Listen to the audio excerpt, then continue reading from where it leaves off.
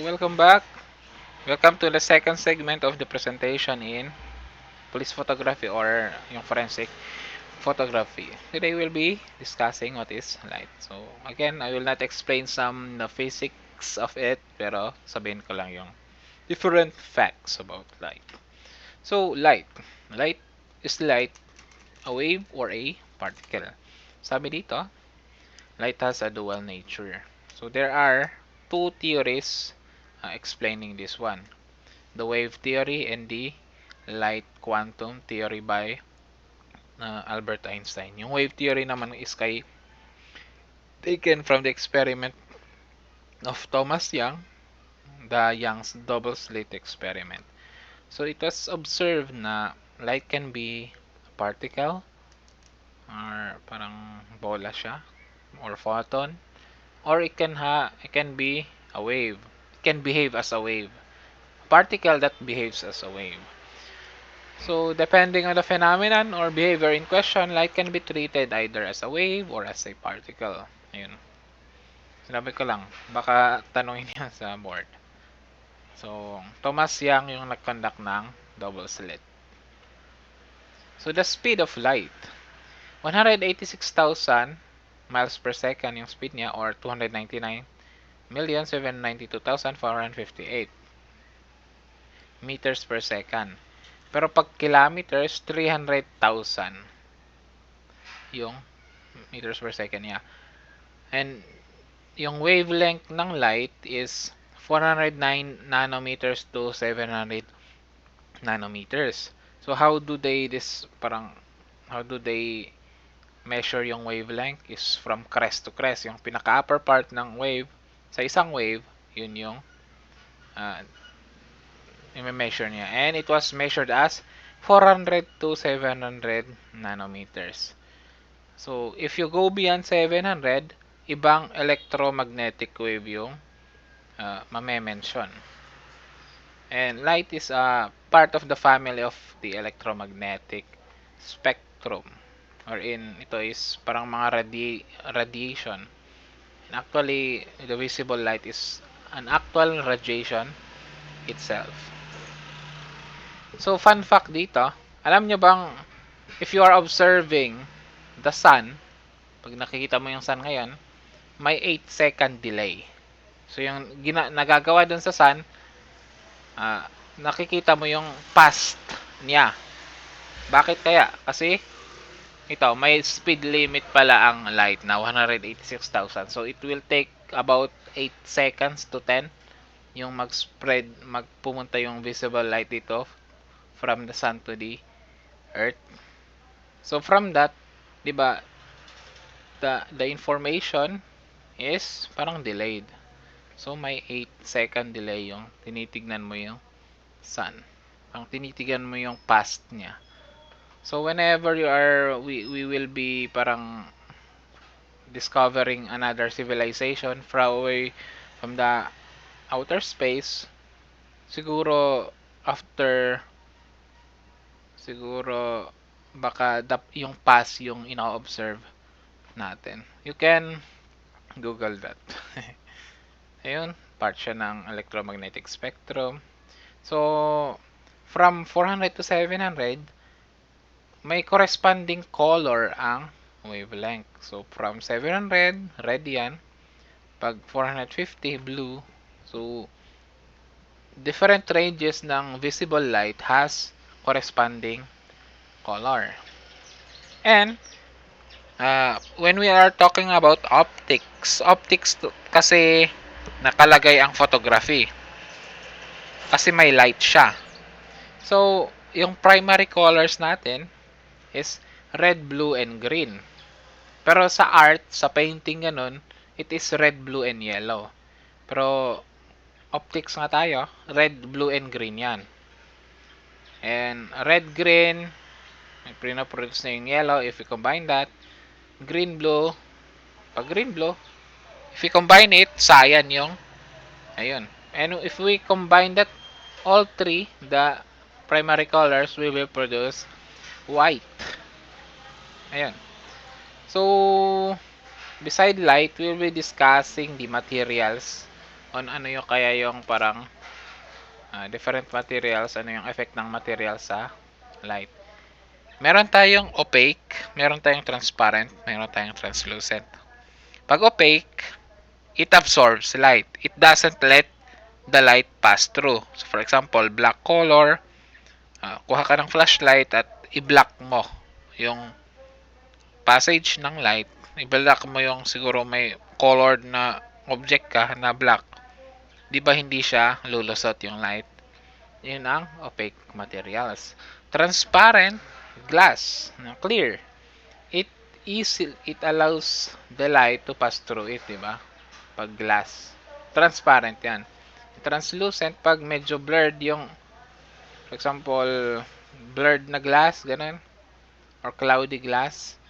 It allows the light to pass through, kaso parang hindi clear yung light, di ba? So ganun ang translucent. And actually, yung mga translucent material, it slows down the passage of light. Parang refraction na it slows down the light.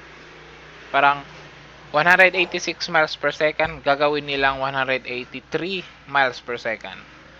That is the translucent materials. Ayun. So, we will be discussing the wave behaviors. So, light can be transmitted, reflected, absorbed, refracted, polarized, diffracted, or scattered. So, first is absorption. So, dito, sinabi ko na, some materials or, no, the light will be absorbed by other materials. And, yung mga nag-absorb niya na materials, actually, they get hotter, di ba? So, for example, when you, on a hot day,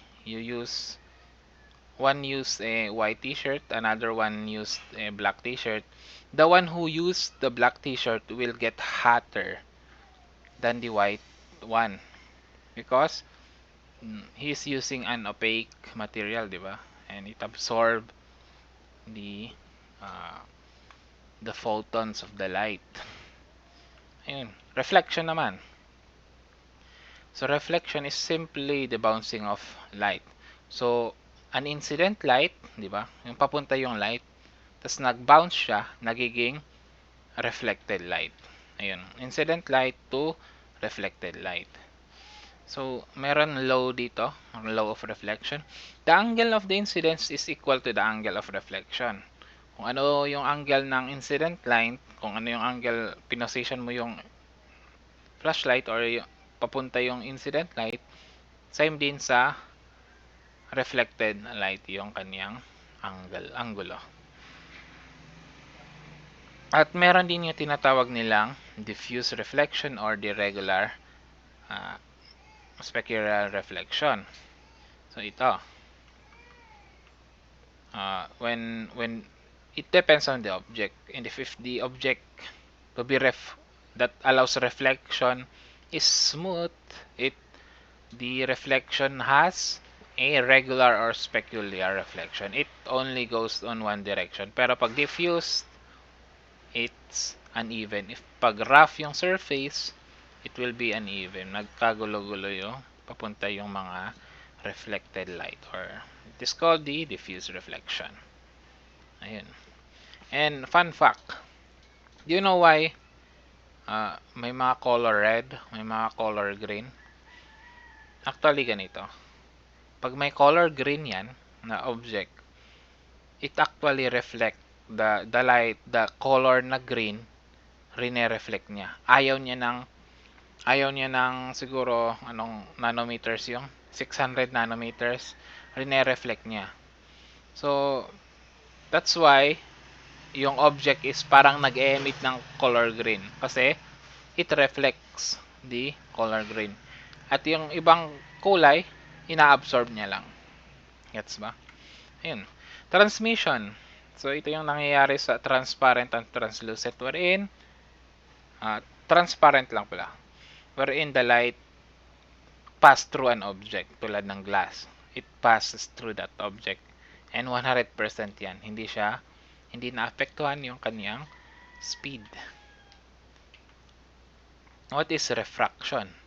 It's like transmission, pero hindi 100%. So it changes the speed of the light. So from 186,000 miles per second to 120,000 miles per second. So it let the light travels slowly. So parang ito. Kaya sometimes the light is bent. Meron din yung diffraction. It is the bending and the spreading of waves around an obstacle. So, when you observe the clouds, di ba, parang sinaraw niya yung edges ng cloud. So, that is diffraction. Parang nag-spread out na pag ganun. Kinover niya yung clouds. That is diffraction. And from the family of electromagnetic, the shorter the wavelength, the higher the energy, the higher frequency. The higher frequency pag marami yung waves na mapupunta. Pag low wavelength, pag ganun. So, yung mga short wavelength, yung high energy is, di ba, pababa yung nanometers niya. From 400, pababa. 300, 200, 110, 30, ganun. Yung pag ganun, ultraviolet, X-ray, and then gamma ray. Pag pangato naman, above 700, meron yung infrared, yung microwave, and yung radio waves. Ayun. So, X-ray, between 1 to 30 nanometers. Pag ultraviolet, 30 to 400. Pag infrared, 700 to 1,000. So, these radiations, actually, ginagamit yan in examining evidences tulad ng UV. Pag in order to see yung mga semen sa isang room, nag-UV ray sila para makita nila yung semen stains. Sa infrared naman, siguro sa question document na kung may erasures ganun, makikita ng infrared rays. Ayun. So sinabi ko na may yung primary colors is red, blue, and green. And pag we combine yung red, blue, and green, it will be white.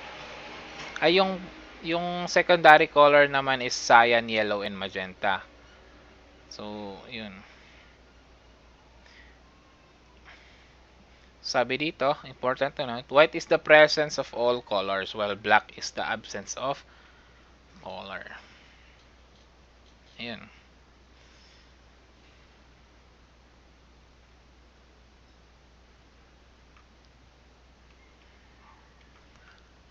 Short note sa filters natin. If you use a cyan filter, it will let the blue and green comes through, pero it will filter the red. So if you want your photograph to be blue and green only, use cyan filter. And yung yellow filter, magenta, the rest basahin nyo na lang dito. Ayun. And there is also the production of color. So, just like the light, some are absorbed. And sinabi ko na, for example, an object is green color because it reflects the color green and it absorbs the red and blue. Scattering, so when it's malapit ng magdilim, nagblue-blue ba? Nagblue-blue yung sky, or pag early in the morning, the color of the sky is scattering, and the color is the scattered color is blue. Meron din yung inference. So when you see an inference, yung isang droplet at may ganyan, as you see picture, soap, or lagyan mo ng oil yung isang water, di ba may parang nag-produce siya ng Ganyan. Nasa picture. And it is called the Newton's ring. Interference. Meron din yung fluorescence, especially sa mga glow-in-the-dark na objects. They emit something. Diba? It radiates something. And that is fluorescence. And dispersion. So, dispersion is parang the spreading out of the colors. So, when you have a prism, alam mo yung prism? Parang pyramid na glass. And when you direct yung visible light, yung white light, magdi-disperse yan ng different colors. Nakikita niyo sa picture na to. Yun. And there are sources of light. It's either natural light source or the artificial source. Artificial, man-made. Pag natural, yung sun. When there is a bright sunlight, a lighting condition where objects in open space cast a deep shadow and uniform or distinct shadow. So, kung black na black yung shadow mo, that is bright sunlight. If the objects in an open space cast a transparent shadow na medyo hindi na black yung shadow mo, it is hazy sunlight. Pag naman open spaces meaning nasa outdoor ka at hindi siya masyadong maraming building.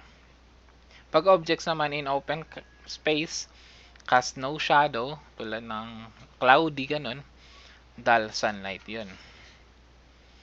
So, meron yung under dull sunlight, meron din yung cloudy bright. Object in open spaces cast no shadow, but objects at far distance are clearly visible. That is yung pag it is cloudy, dull sunlight, pero nakikita mo pa rin yung nakikita mo yung medyo malayong lugar, that is cloudy bright. Cloudy dull naman pag dull sunlight, may open cast, no, walang shadow, cloudy ganun. Pero hindi mo nakikita yung far away. So siguro may mga moist yung area and may mga fogs ganun. That is cloudy dull. So under the artificial, meron yung continuous radiation tulad ng lamps nung ino-on mo at ginagamit mo siya pa continuously. That is continuous radiation. Meron din yung short duration na pag-click mo lang ng clicker ng camera, this for short duration, a flash unit. So, there are also forensic light source. Meron yung UV lamp. So, ginagamit yan to search for blood. Kung hindi na siya visible sa naked eye or cement stains, ganun. Meron din yung laser. Yung tawag sa laser is light amplification, simulated emission of radiation. Ito yung red, di ba? Red na red. Meron din yung alternative light source. Examination of crimes in using monochromatic light source. Light of one specific wavelength can assist in locating, identifying potential. You can see this in the internet.